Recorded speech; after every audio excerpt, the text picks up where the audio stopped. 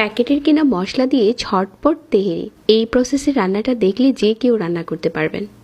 এখানে আলু কেটে নিয়েছি 3-4টার মতো হবে, মাঝখান থেকে কেটে নিয়েছি আর একটুখানি লবণ দিয়ে তেলে ভেজে নিচ্ছি।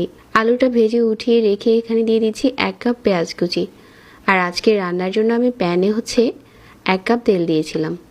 এটা বেরেস্তা হয়ে যাওয়ার পর অর্ধেকটার মতো উঠিয়ে রেখে দিচ্ছি। এখানে নিয়ে নিচ্ছি হাড় ছাড়া গরুর মাংস 1 কেজি।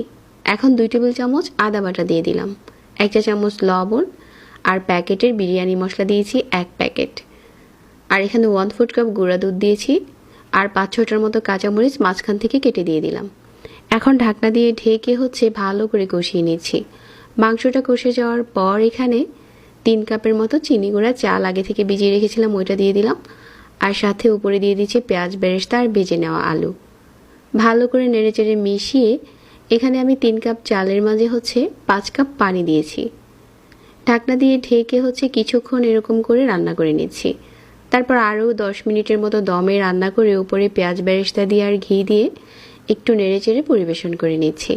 প্যাকেট মশলা দিয়ে এই তেহেরিটা রান্না করা একদম সহজ। চাইলে এই রেসিপিটা একবার ফলো করতে পারেন। সবাইকে ধন্যবাদ জানাচ্ছি। আল্লাহ হাফেজ।